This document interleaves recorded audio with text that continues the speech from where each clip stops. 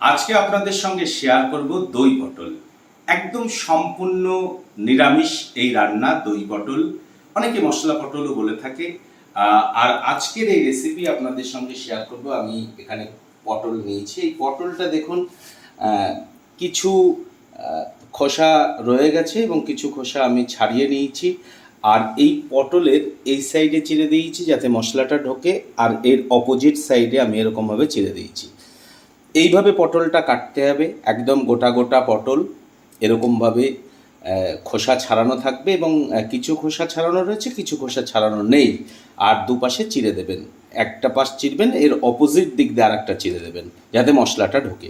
দই পটল রান্না করবার জন্য এই যে দই, আমি 100 গ্রাম মতো দই ফেটিয়ে রেখেছি। এখানে একদম ছোট সাইজের দুটো টমেটো কুচি করে রেখেছি। এখানে কাঁচা লঙ্কা, যেহেতু লাল হয়ে গেছে, কাঁচা লঙ্কা রয়েছে। এটা হাফ ইঞ্চি মতো আদা রয়েছে, কাশ্মীরি লঙ্কার গুঁড়ো রয়েছে, এটা কসুরি মেথি আছে, এটা হচ্ছে ধনের গুঁড়ো, হলুদ, এটা গরম মশলার গুঁড়ো, জিরের গুঁড়ো, সাদা নুন। আর ফোড়ন দেওয়ার জন্য আমি এলাচ, দারচিনি, লবঙ্গ, শুকনো লঙ্কা দুটো আর তেজপাতা নিয়েছি। এই দিয়েই হচ্ছে আজকে সম্পূর্ণ একটা ভিন্ন স্বাদের রেসিপি দই পটল রান্না করছি এবং আপনাদের সঙ্গে শেয়ার করছি। আমি এই আদা, এই হচ্ছে টমেটো কুচি, আর এই হচ্ছে কাঁচা লঙ্কা, এটা দিয়ে একটা পেস্ট বানিয়ে নেব।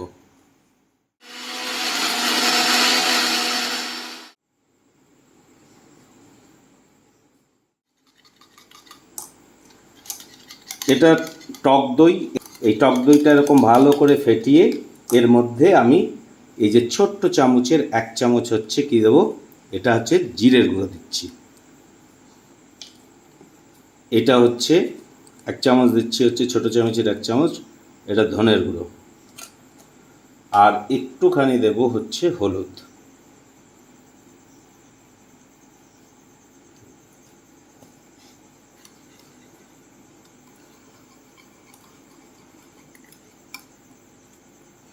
এক চামচ কাশ্মীরি লঙ্কার গুঁড়ো দিচ্ছি।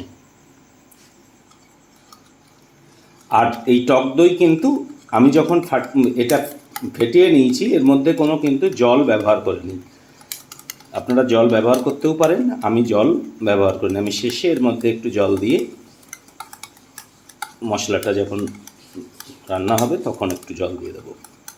তাছাড়া আমি যে টক দইটা ছিল সেটাই আমি এই মশলা দিয়ে ফেটে নিচ্ছি। এর মধ্যে দিয়েছি হচ্ছে ছোটো 1 চামচ জিরের গুঁড়ো, রয়েছে হচ্ছে ধনের গুঁড়ো, একটু হলুদ, আর একটু দিয়েছি কাশ্মীরি লঙ্কার গুঁড়ো। তেল গরম হয়েছে, এখন আমি পটলগুলো ভেজে নেব।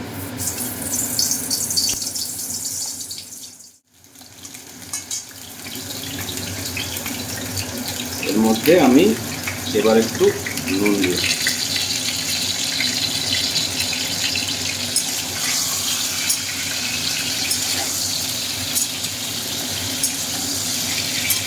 আর এটা সম্পূর্ণ নিরামিষ একটা রান্না, মানে যে কোনো নিরামিষের দিনে যদি এটা করতে পারেন। আর এখন তো গরমকাল, পটলের সময়, অসাধারণ খেতে লাগে গরম ভাতের সঙ্গে।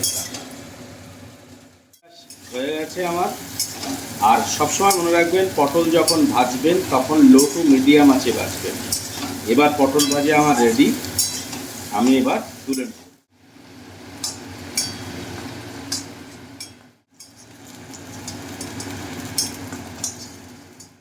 তেল গরম হয়ে গেছে, এবার আমি এক এক করে ফোড়ন দেবো। ফোড়নে আমি দুটো শুকনো লঙ্কা প্রথমে দিয়ে দিচ্ছি, দেব দুটো এলাচ, ছোটো সাইজের দুটো এলাচ দিলাম। এখানে দারচিনি রয়েছে, কয়েক টুকরো দারচিনি, এই কয়েকটা লবঙ্গ দিলাম, আর তেজপাতা দিলাম। এর থেকে যখন একটা সুন্দর স্মেল বেরোবে তখন আমি মশলাটা দিয়ে কষাবো।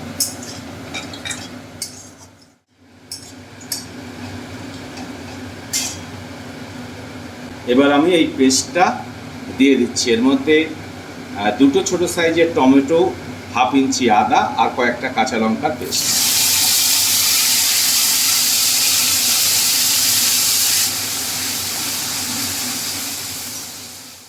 না, অসাধারণ একটা স্মেল বেরিয়েছে। স্বাদ মতো লবণ দিয়ে দিচ্ছি।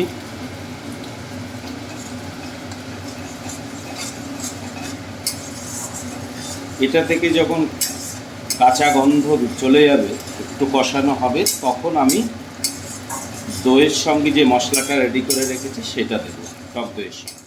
কষানো হয়ে এসছে, এই সময়ে এই পর্যায়ে আমি যে ফাটানো টক দই, এর মধ্যে জিরের গুঁড়ো, একটু হলুদ, কাশ্মীরি লঙ্কার গুঁড়ো এবং ধনের গুঁড়ো রয়েছে, এটা আমি দিলাম। এবার দিয়ে এটা কষাতে হবে অনর্গল, এই সময় কষাতে হবে, নাহলে দই কিন্তু এটা হয়ে লাম্পস লাম্পস টাইপের হয়ে যেতে পারে, দইটা কেটে যেতে পারে, সেই জন্য এটা দিয়ে কিন্তু অনর্গল নাড়িয়েই যেতে হবে।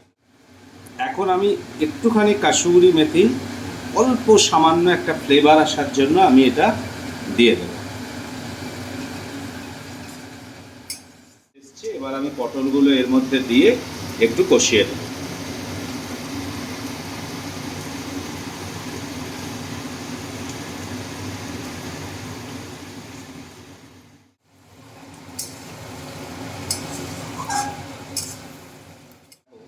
কি সুন্দর কালার এসে গেছে, একদম সুন্দর একটা কালার এসছে। আরও বেশ কিছুক্ষণ, প্রায় 7 থেকে 8 মিনিট এবার আমার ঢাকা দিয়ে রান্না করে নেব আমি। তারপরে হচ্ছে দই পটল বা মশলা পটল রেডি হয়ে যাবে। এখনই কালারটা কেমন এসছে, এবং খেতেও খুব অসাধারণ হয়। নিরামিষের দিনে যদি এরকম করা যায় খুব দারুণ হয় খেতে। 7 থেকে 8 মিনিট মতো ঢাকা দিয়ে রেখে দেবো। আমার দই পটল বা মশলা পটল পুরোপুরি হচ্ছে রেডি হয়েছে। আর একটা কথা আপনাদের বলি, যে রান্না করতে গিয়ে বুঝে আপনারা জলটা ব্যবহার করবেন। আমার পটল, দই পটল রেডি।